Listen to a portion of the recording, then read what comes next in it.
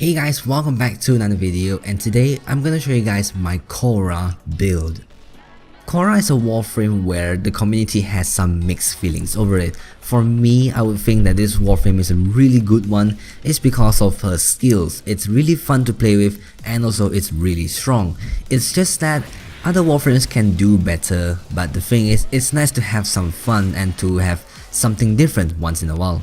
In this video, I'm going to tell you guys my build. I'm gonna walk you guys through her skills and also a little bit of demonstration.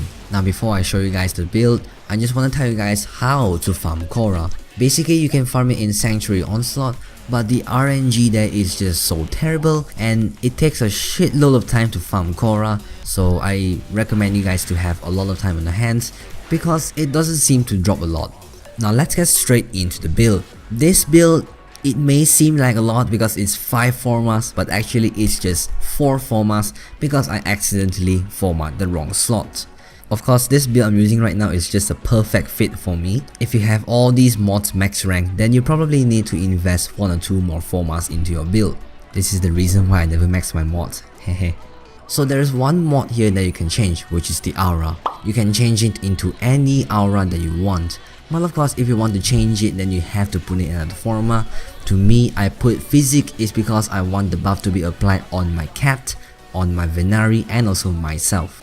To be honest, corrosive projection, growing power, or shield disruption, these are great choices as well. But this is totally up to you. I prefer physic.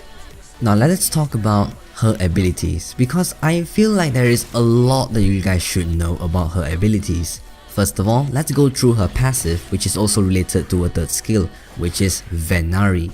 She is basically Khora's cat, and it will always follow around Khora.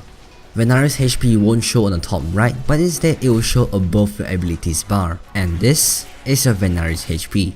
In the arsenal, Venari will show up as a separate role. You can put regular Kavat or companion mods into her, and mods like Animal Instinct will actually stack with other companions as well. Say if you have a Kavat who already has Animal Instinct, then that buff will be added up with Venari's Animal Instinct, and it's pretty great. Now Venari has 3 modes, and you can use her third skill to switch between these modes. But the official term is postures, so what these postures do is that it will change the behavior of Venari according to the posture that you have selected for your Venari. So it has 3 modes: protect, attack, and heal. The attack posture is essentially a DPS mode, and your Venari is able to deal damage with guaranteed /procs.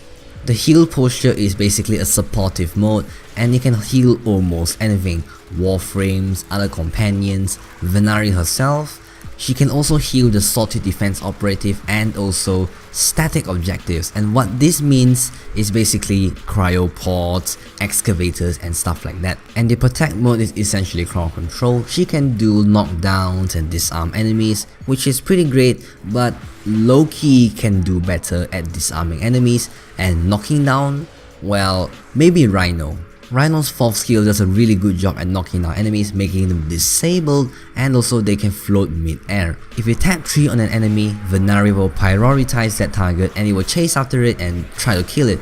But to be honest, it's not a useful skill, because why not just pull out something like a static core and just blast the guy off? Now let's talk about one of the strongest abilities of Khora, which is Whiplash.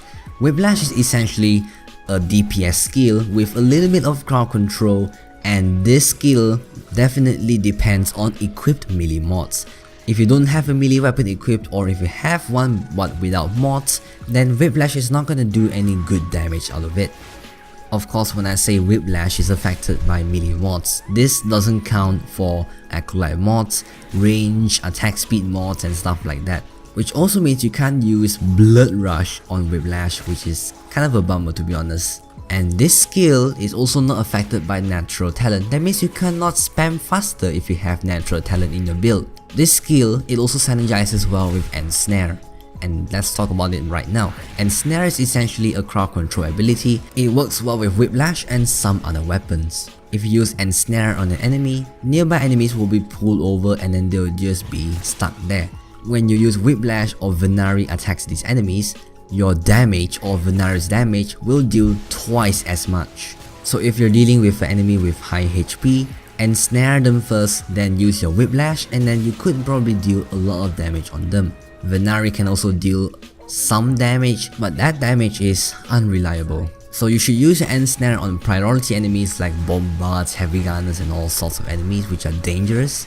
Basically what this does is that it will disable them and it might save your life sometime. And again, your Whiplash will deal twice as much damage on enemies who are ensnared.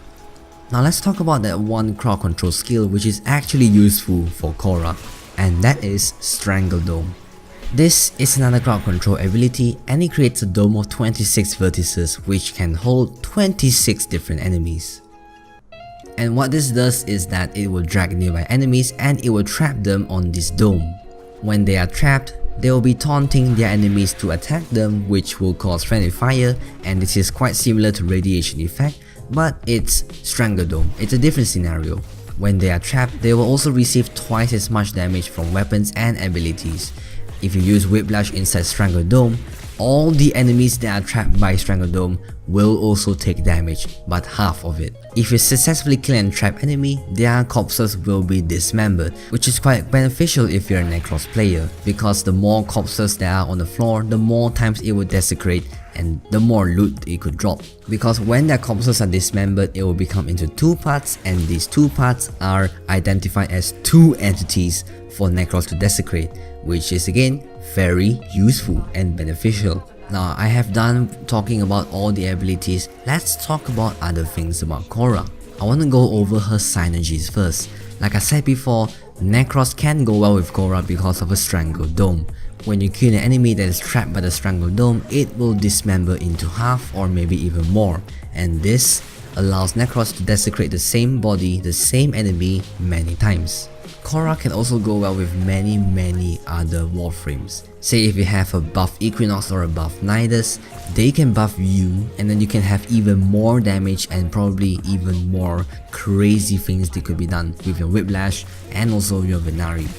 Khora can be also a solo Warframe because of a Venari being able to heal her, attack and also defend, and also her Whiplash ability which is really strong, and also her Strangle Dome which can provide good crowd control while she's under attack or whatsoever.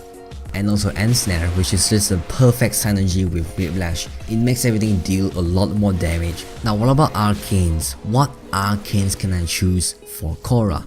Well, you can go for Arcane Energize because when you're using Khora, you could find yourself spamming 1, 2 and 4 a lot, which is why Arcane Energize should help in these kind of situations. Arcane Grace and Arcane Guardian should be also a really good choice for Khora because she has a lot of health to begin with. So if you put these arcanes inside there, they could really improve your survivability with Khora. And I guess that's it for now. Thank you everyone for watching this video. Now before I end the video, I just want to quickly tell you guys something. I feel like this video is a bit messed up because I didn't do much research or study for Khora before I did this video. Although I did make key points of this, but I feel like the voiceover done wasn't that perfect. So if you guys can do me a favor of telling me what's wrong in the video or have I missed out any points, please do tell me. And also my voiceover quality may not be perfect this time, so again I'm very sorry about that. Anyway, if you still liked it, then be sure to leave a like, write a nice comment and please consider subscribing.